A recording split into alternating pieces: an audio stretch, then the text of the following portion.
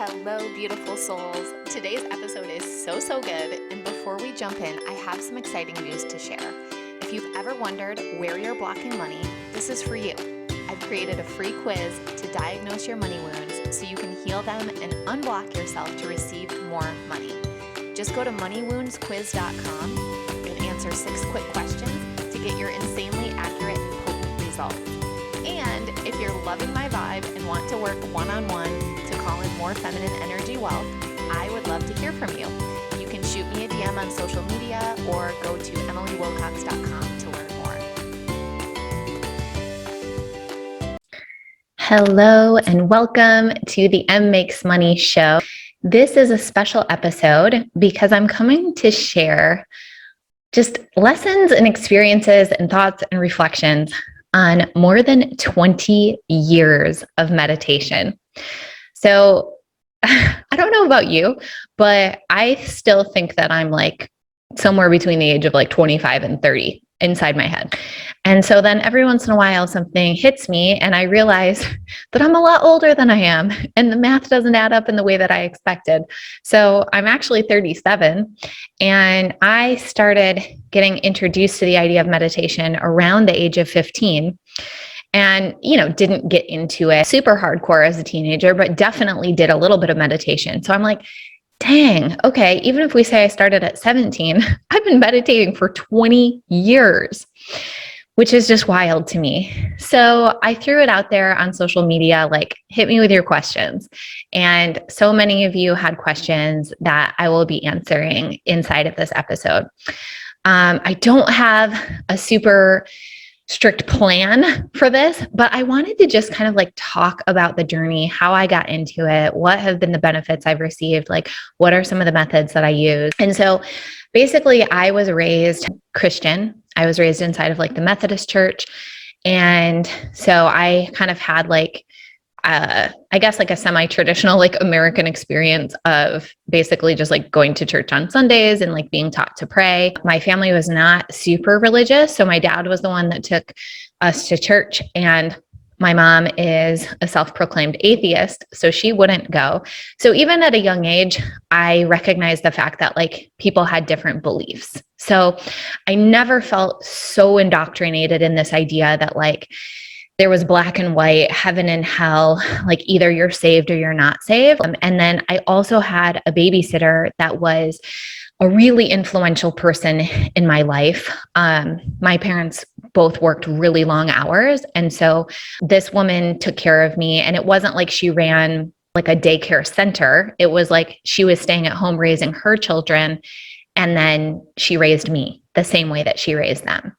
And she grew up Christian and then went through a divorce, which, I kind of had a front seat for that. And after that, she really turned to the church and she started getting into like more what I would consider like fringe Christianity, where there was a lot of like, doing baptisms again, because the first time you just had the drop of water on the forehead and you actually need to do a full immersion. So, we'd all be like standing in the backyard of the pastor's house, like where they had like an above ground pool, watching adults get fully submersed and baptized. And there were instances of like people speaking in tongues. There was a fair bit of, stuff that felt shaming and guilting to me as a child. At least that was how I interpreted it. I don't think that was how it was intended. I think these were like really good people that were trying their best.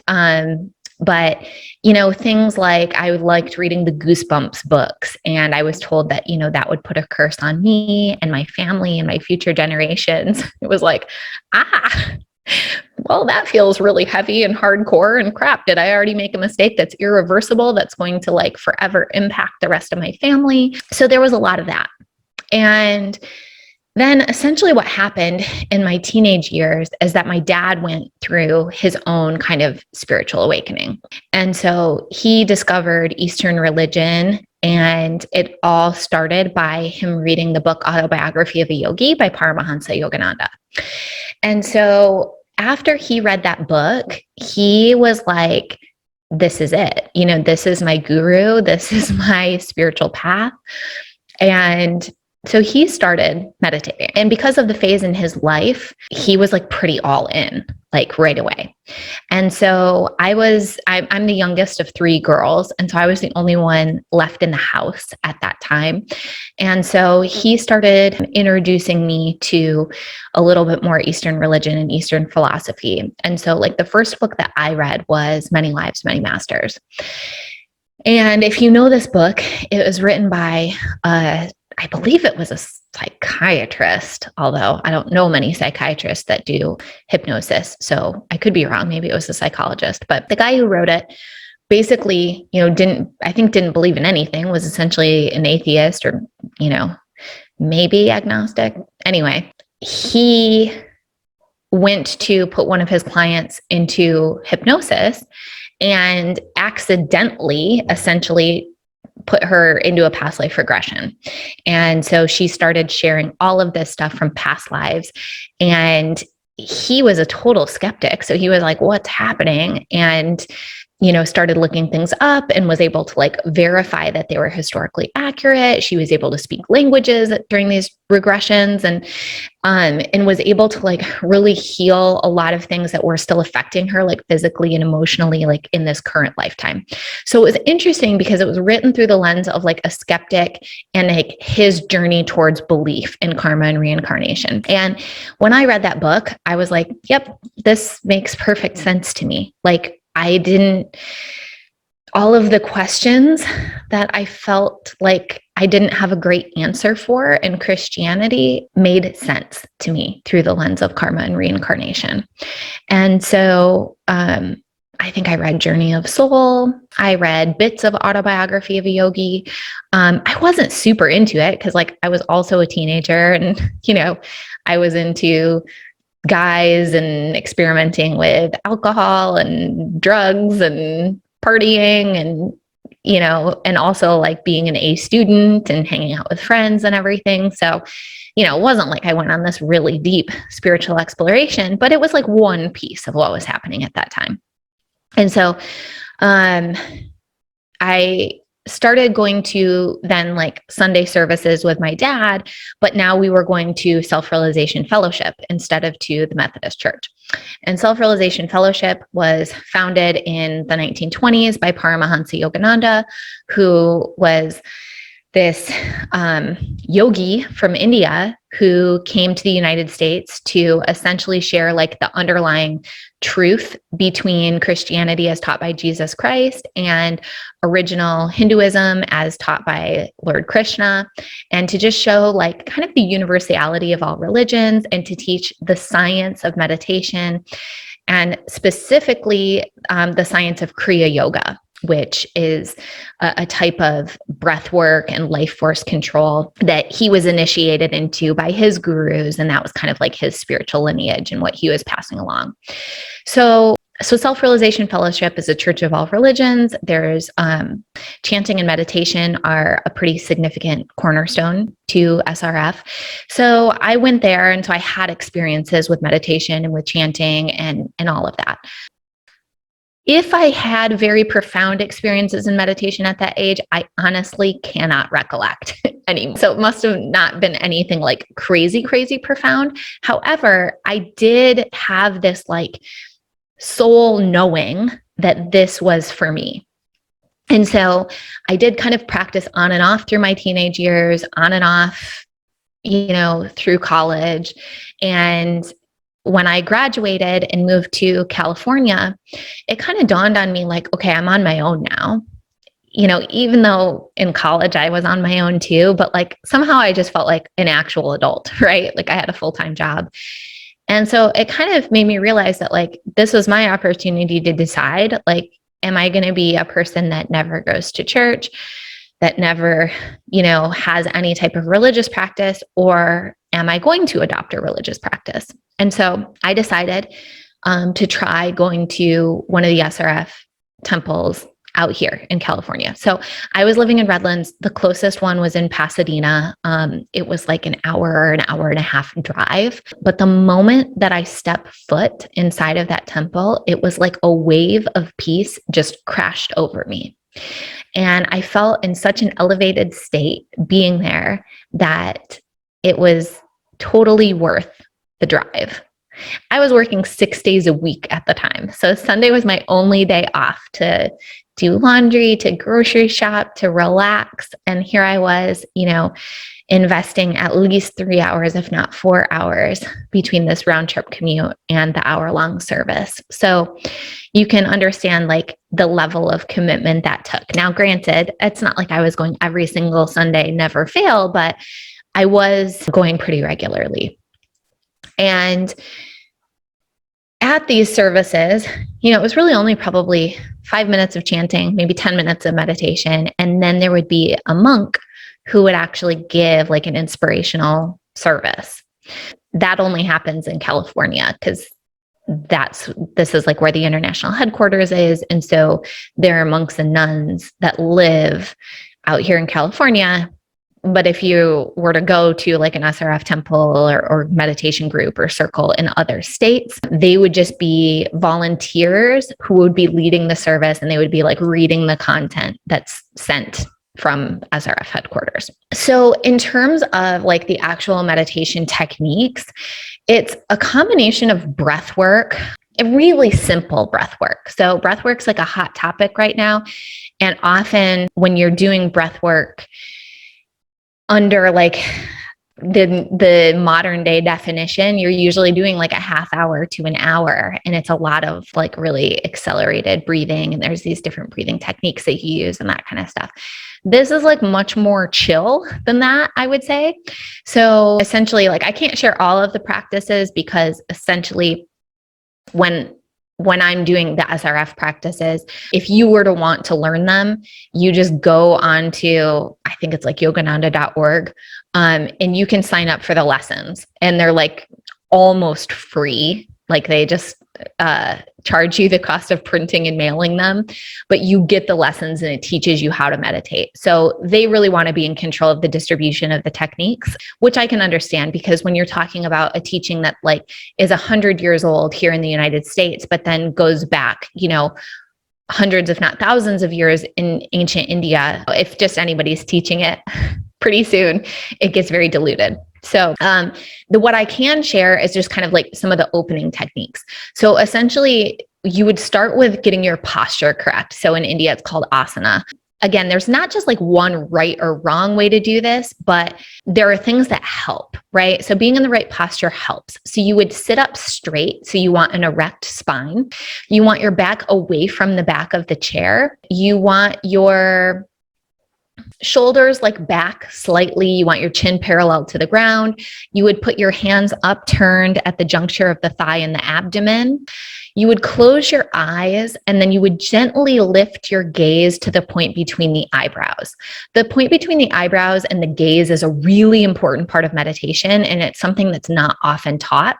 When we are gently lifting the gaze to the point between the eyebrows, we are concentrating literally on the seat of concentration inside of our brain. So when you're concentrated really hard on something and your brows furrow, that's the point of concentration in our brain. So when we gently lift our eyes to that place, it's also the center of Christ consciousness. We're making ourselves more available for spiritual experiences. We're making ourselves more available for deep concentration. If we find with our closed eyes that our gaze drops a little bit to where the gaze is at eye level, that's when you're going to have a bunch of crazy thoughts. So that's like the monkey mind that many of us experience. If your gaze drops down, you will very likely fall asleep. You will feel super sleepy. So just checking the gaze when you're meditating is such a life hack. It's such an incredible way to actually have deeper, more profound experiences in meditation. I've meditated from a matter of just a few minutes to doing all day Christmas meditations where you're meditating for 6 or 7 hours in a day. And I've done everything in between. For most people, you really want to go for depth first and length later. So I think that's where a lot of people get turned off to meditation, is they have a monkey mind, they haven't built the endurance or stamina, and they're trying to go a long time or an amount of time that they've set. I would start with just 5 minutes and like really try to go for depth. So once you're in the right asana, once you're in the right meditation position, you've got your eyes closed, you've got your gaze gently uplifted to the point between the eyebrows. You can say a prayer if you want to, or set an intention, but meditation does not inherently have to be religious. So you can not believe in God at all. And you can just say like, I'm just looking for more peace or more joy. And that's perfectly fine. You may discover a relationship with your higher self or with your soul or with God, source, spirit, universe in the process. But you don't have to go in with that intention, and like no belief is actually required, because there's actually a lot of scientific process involved in meditation. So essentially, the beginning breath work that I would do is a technique that's called 20-20-20 breathing. 20 represents the count inside of your head, but you could change it to 8-8-8, 10-10-10. It actually doesn't matter. You just want it to be the same for all three. So essentially you would inhale, hold, exhale. And you're inhaling through the nose, holding, and then exhaling through the mouth. And you want all of those to be on an even count. So you're doing that, do that maybe 5, 6 times. You could even do it 10 times. What it's doing is it's starting to get your mind concentrated on one thing.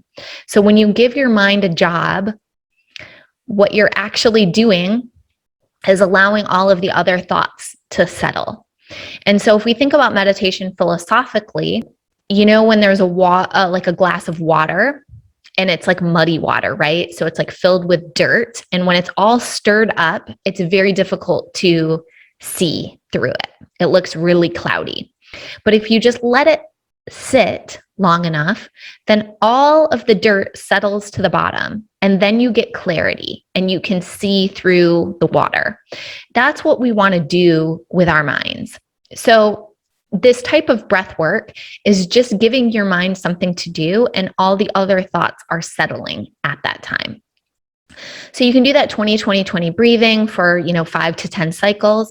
And then you can do double breathing. So that's where you take a double inhale through your nose and you tense all of your muscles and you hold the tension. And then you do a double exhalation through your mouth and relax. So it sounds like this. And I'm tensing, I'm letting all the muscles shake and vibrate, and then and letting them all relax. So you can do that 3 to 5 times. And then basically, after you're done with that sort of breath work, then just observe the breath. Just watch it flow in and out without any desire to change it. And so it's like watching waves on the ocean. You're watching them come in, you're watching them go out, but you're not trying to control the waves or change them. You're just noticing and watching. So you'll watch your breath. Your mind very likely will wander from that. So you might notice an inhale and an exhale, and an inhale and an exhale. And then some period of time goes by and you realize, I'm thinking about my neighbor's dog. What the heck? Why am I thinking about my neighbor's dog? And this is where we start to go wrong in meditation, because we make that mean something about us. I'm no good at this. I suck at this. I can't keep my mind under control. How did I even get to thinking about my neighbor's dog to begin with? Oh, I remember I thought about my neighbor and then I thought blah, blah, blah, blah, blah. If you can just get rid of that, the judgment around it, you will be hugely ahead when it comes to meditating. Really, it's just, I'm thinking about my neighbor's dog. Isn't that interesting? Back to the breath. Inhale, exhale, inhale. Okay, I'm just observing the breath again. And just do that as long as you can. And then you'll find that your mind wandered and bring it back. You can also check your gaze at the point when you realize that your mind wandered. Check your gaze. More than likely, it has dropped. So you can just gently lift your gaze again and go back to it. When you get to a point in meditation where you feel a deep, profound stillness or joy or connection or love, at that point, I really like to be in receiving energy. So as long as we're doing a breath work, or we're actively observing, or if we're saying a mantra, or we're thinking of an affirmation, all of that is masculine energy. So I do like to spend a period of time in meditation in the feminine energy of receiving, because that's where we basically allow God, universe, source, spirit to do the talking. And we're listening. We're receiving the love. We're receiving the support. We're receiving the good ideas. And so when you feel a beautiful state of peace or joy, just sitting with it, not trying to control it, not trying to do anything, but just receiving it, receiving it, receiving it, receiving it. And that's a great basic way to meditate.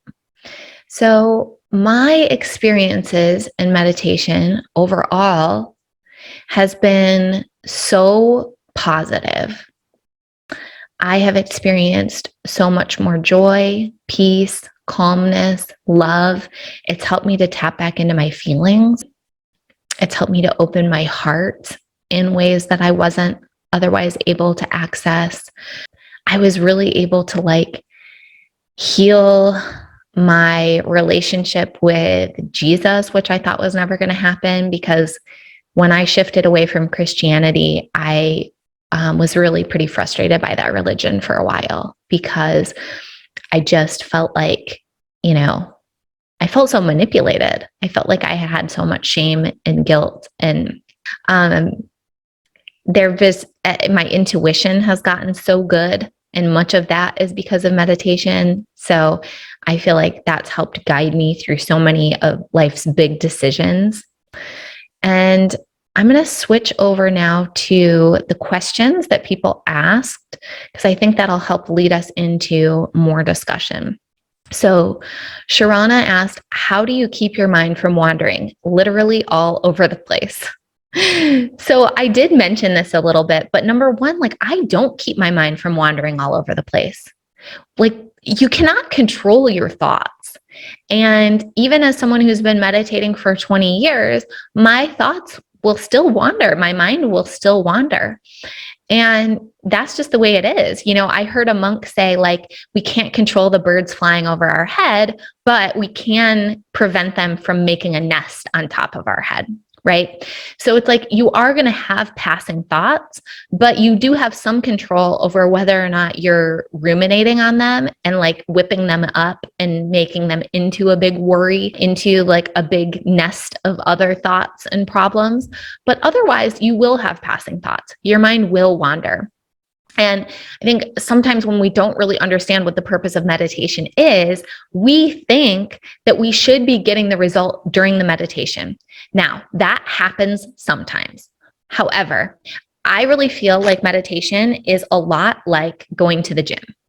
So every once in a while, I'll do a workout and I feel like a total freaking fit badass during the workout. However, most times I do a workout and I'm like, oh God, I'm so weak. I'm so slow. This sucks. Why can't I go faster? My fitness is going in reverse. This is terrible. I want to die. I just want this to end. And I don't reap the reward until later.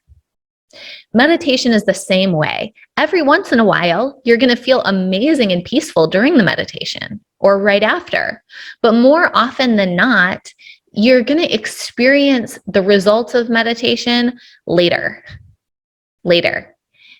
You just keep putting in the reps, and over time, you realize, wow, I'm a much more calm person. Wow, I can access joy so much more easily. Wow, my intuition is so good. I really feel an inner knowing on what to do and not do. Wow, I'm feeling so much more expansive love in my heart. Oh, I wonder where this is coming from. And then it'll hit you. Oh, it's because of the meditation. So it's actually perfectly fine if your mind is wandering during the meditation. Just don't make it mean anything about you. I've been doing CrossFit style workouts for 7 years. If I made it mean about me that I was terrible at fitness and I sucked and that I should just quit, because I don't feel very fit during the workouts, I really would be missing the point. But what I believe is that every workout is like making deposits into my fitness bank account. And I believe that with every meditation, I'm making deposits into my bank account of joy and peace and love and connection to source, connection to higher self. Denise said, can you meditate while driving? I'm not aware of any meditation techniques that you can do while driving. I think you can listen to, affirmation tracks. So you might be able to do something like that. I have heard some people say that they can do like some form of meditation while driving, but I don't understand what it is. The type of meditation that I do, you certainly could not do while driving. So I guess I could do like just the breath work while with eyes open or whatever, but I don't choose to do that. So typically when people want to do things while driving, it's because they're feeling like a lack of time. And so what I would just suggest is dedicate 5 minutes just to meditation when you're not doing anything else, and you'll reap better rewards than trying to do some type of practice while you're also driving. Somebody said, I just realized you smoke pot. Well, I've done that before, but it's been many, many, many years. Now I'm just like high on my own supply. Khan said, how deep have you gone with meditation? I want to hear about the crazy stories. So I've gone really deep, but the weird thing is it's really hard to know often that you've gone really deep. So the ways that I know that I've gone really deep is I've had hours pass that felt like 10 minutes. I have had experiences like I used hypno babies to help with my birthing. And, that's very much in line with like kind of being in a meditative state. And my doula came over and she thought I was taking a nap, and I was actually like in transition. So I think oftentimes without like some sort of external force, like time or someone giving you, someone reflecting something back to you, sometimes it's actually difficult to know like how deep you actually went. So I've had experiences where after a meditation, somebody that I was with is like, man, did you hear that crazy whatever? Like some loud disruptive noise. And I'm like, no, like I didn't hear it at all. So, and that's like the Kriya Yoga form of meditation that I practice is really about disconnecting the life force from the 5 senses, because that really keeps us in this human experience. And when we can withdraw some of that life force and bring it into the spine, that's where we can burn karma. That's where we can really create more ascension and expansion. So it makes sense that I could have an experience where I didn't hear something because I'm kind of turning off the sense telephones. But that said, I've also had plenty of experiences in meditation where I have heard something, or I've noticed an itch on my body or things like that. So I don't want you to feel like you're doing it wrong if you still hear noises. But those are some of the experiences where I know that I've gone really deep.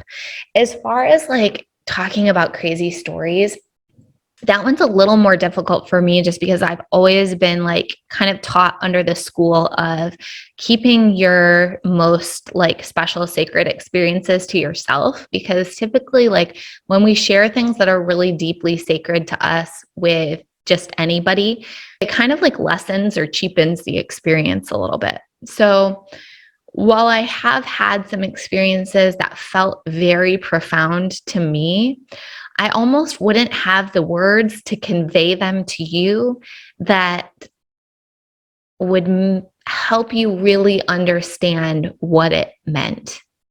Because so much of it is a feeling and a deep knowing, like a profound sense of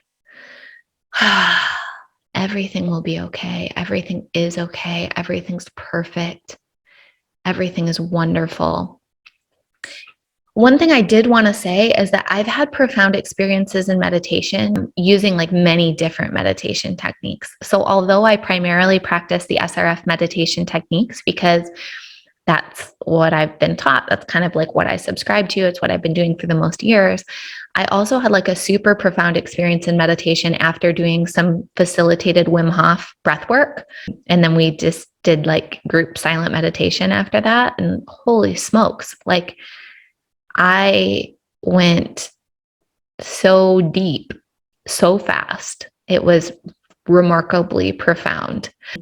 I've had really deep meditations inside of like just different historical and religious sites. So, I've gone to like, ancient churches in Europe. And even though they're not considered like places of meditation per se, I've had really beautiful, profound experiences there. I also spent 4 weeks in India. And so I went to many sacred sites there and had super deep, profound experiences in meditation. But nothing that I would necessarily describe as crazy so much as just feeling so in tune to my soul, so in tune to source, so in tune to the collective string that ties all living beings together. Lincoln asks, have you experienced Kundalini sickness or other related challenges related to your practice? And if so, how have you managed them? So if I haven't been aware of it. Like I haven't connected those dots. But what I will say is I think like my soul and my human have maybe made an agreement in this lifetime to do things a more gentle way. So I'm inside of a mastermind right now. It's a business mastermind, but it's super spiritual. And a lot of the women in there will go through like pretty jarring, like ego deaths and rebirths and like where everything just seems to be falling apart or crumbling around them and things like that. And I tend to not have that. Doesn't mean I never will, but I really get the sense that there's just kind of an agreement between my human and my soul that like we're doing things a more gentle path. And so I really haven't noticed any of that. Sometimes I'll feel more tired after some really deep, profound spiritual experiences or after a lot of meditation. And when that happens, I just feel like, there's maybe a cellular up level that's happening, right? Like there's like some new software getting downloaded and, my body just needs a little extra rest. But I've also had the opposite too, where like I've received, so much energy and revitalization through meditation that I haven't needed as much sleep. So Tasib asks, what have you found that's worked best for you in terms of guided or even unguided meditations? What's the benefit been? Yeah, so I tend to do unguided meditations. However, I do really love a good guided meditation, and I feel like they were especially helpful earlier on. So nowadays, if I'm going to do a guided meditation, I don't like a ton of guidance. So I might like a visualization at the beginning, and then I like a long period of silence, and then maybe an occasional check-in or reminder to check the gaze or an inspirational quote or something like that. But like, I don't want a ton of talking because it actually breaks the deep concentration that I already have. But when you're newer, I think it can help you go deeper faster so that you can actually get a taste of how it can feel. And it can kind of just like help give you a cadence of, oh, okay, so I spend this much time in breath work and then I do this kind of visualization. So it like gives you some techniques and kind of some timing that you can then practice on your own. So I've used like the Flourish app for breath work. Those are just like anywhere from 10 to 30 minutes of like guided breath work, and then just done my own unguided meditations after that. Self-Realization Fellowship has a YouTube channel, and they have, I think, like 5 or 6 different guided meditations that are only like 15 minutes, and they're on different themes. I like those. As I mentioned, I did that Wim Hof guided meditation, but that was actually, it wasn't a guided meditation. It was guided breath work followed by just meditation. So I think they're all good. I think it's just like figuring out what works for you and not necessarily being married to just like any one way. And let's see, there's a few more questions. I gotta pull them up on the phone. Okay. Sid asks, she says, I heard attempting to meditate accumulates in your consciousness, so it's not a waste, even if you, and then it got cut off. So, Sid, I think I already addressed this just talking about this bank account concept. It's not a waste. It's never a waste. Just like doing a workout is never a waste, even if you don't feel strong or fit after the workout, even if you don't feel energized after the workout. So, even if the meditation felt like a waste in terms of your monkey mind or whatever you were experiencing during that meditation, it's still making deposits into your spiritual bank account. And you will find that you'll reap the rewards at other points in time. So another analogy is like being a day laborer versus like a salaried employee. So a day laborer is like, okay, I worked 8 hours today, pay me for this 8 hours of work, right? It's like every day you've got to get paid for the work that you do. Whereas a salaried employee doesn't worry about getting paid every day. They just trust that the paycheck is coming every 2 weeks and they just do the work that's required. So when we trust that the payout is coming, that we're just making deposits into our spiritual bank account, and that when we need the withdrawal, like it'll be there and that we'll reap the benefits later, then we don't need to be so transactional about our meditation practice. Kelly said, how do you do it properly to clear your head? Again, there's no one right way, but I did explain a little bit earlier the 20-20-20 breathing, and then the double breathing with tension, and then just observing the breath. So I think that's a nice way to do it that helps to clear your head, that allows some of that proverbial mud to settle so that you can see clearly through the water. But even if you have a meditation where your head doesn't feel clear, you're still going to get benefits from that. So I think some of it is just understanding that like the purpose of meditation is not that you'll be in this exalted state every time within a few minutes. And if you're not, you're doing it wrong. But more practice definitely helps, and finding a technique that works for you helps as well. Fab says, what's your favorite kind of meditation? So for the most part, the SRF meditation techniques are my favorite. However, it kind of depends a little bit on the day. Like some days I feel like I want a little bit more masculine practice where, like my mind is being more of a pain in the ass. I might do more breath work, or I might do more affirmation, or I might do something guided because like I just need a little bit more support in calming down the mind or the human. On days when I can just close my eyes and I already feel so plugged in, I might not do any techniques at all. And I'm really just in communion. I'm just having this conversation that requires no language between me and me, really, like the part of me that's connected to all things and that's connected to the divine. And those are my favorites. So truly my favorite meditation techniques, I guess, are really no techniques at all. But I think if we don't have techniques, then it's really hard to get to a place where we don't require that level of support.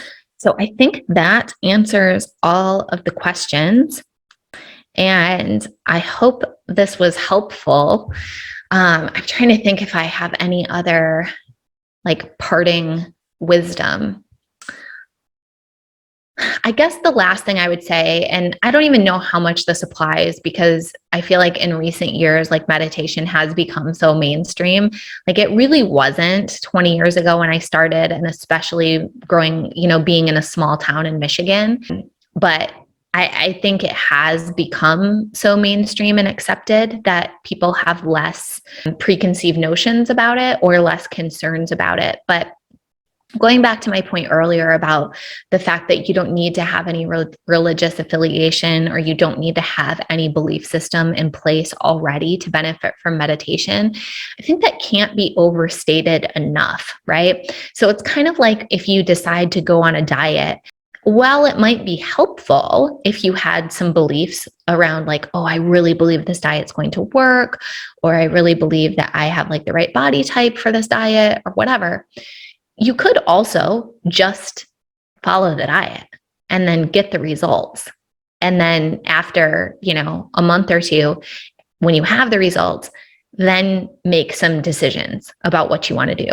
And the same is true for meditation, because there have been plenty of studies done where they look at brain activity and they look at heart rate and they look at pulse and breath rate and all of that kind of stuff during meditation.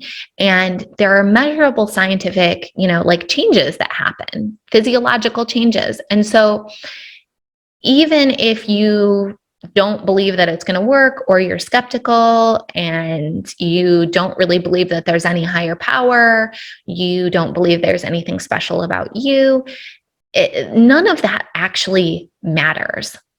It really doesn't matter.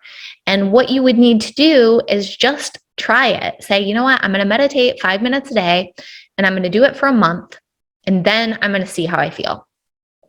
Now, if you really wanted to get fancy, you could give yourself a little questionnaire at the beginning where you just kind of rate yourself on how well I'm sleeping at night, my overall positivity, my mood, my joy, my peace, my love, right? And you can just rate yourself on a scale from 1 to 10 on each of those things, and then repeat it again in a month and just see. We don't have to do anything too fancy. We don't have to believe that we're communing with our higher self. We don't have to believe that this is affiliated with any type of religious practice. Just let it be whatever feels good to you. For me, at the beginning, I had so much coding around the word God. I had so much coding around religion, specifically Christianity, that the idea of communing with God or with Jesus, it was just totally off the table, because I had too much wrapped up in that, what it meant, what it didn't mean, whether I was being good, whether I was being bad, blah, blah, blah, blah, blah. Whereas this Indian guru, Paramahansa Yogananda, I had no coding around him. I didn't already have a story in my head. I didn't already have feelings tangled and wrapped up in that. And so it was easier and cleaner for me to just be like, all right, well, let me just, try out what this guy is saying and see how it feels. And I didn't have to have any big belief beyond that. So it's like, if you feel a connection to Buddha, if you feel a connection to your dead grandmother, if you feel a connection to the idea of growing love in your heart, you can sort of visualize or set that intention around your meditation practice. Or you can simply meditate, and then after a month or a few weeks, just evaluate the results for yourself. So I would love to hear how this goes for you. What's been your biggest aha moment from this episode? So as you listen, as you put things into practice, please tag me at mmakesmoney and let me know how it's going so I can hear from you. And who knows, maybe there will be a part 2. All right, guys, have a great day, and we'll talk soon. Bye. Thank you so much for listening to today's show. Changing the way we think, feel, and talk about money will change the world. I truly believe that. It starts with you tuning in, and it spreads when you share this show on Instagram and Facebook and tag me at mmakesmoney. And you know what moves the needle the most? Taking just a minute to leave a 5-star review on iTunes. This show isn't free to produce, so let's multiply those dollars invested to help this show reach a bigger audience each week. Thank you so much for your help. I really appreciate it. And lastly, if you want more connection, more M Makes Money style riffs, and a safe place on the internet to talk about money, jump into my free Facebook group, The Money Club. It's linked in the show notes. Until next time, I'm wishing you health, happiness, and boatloads of money.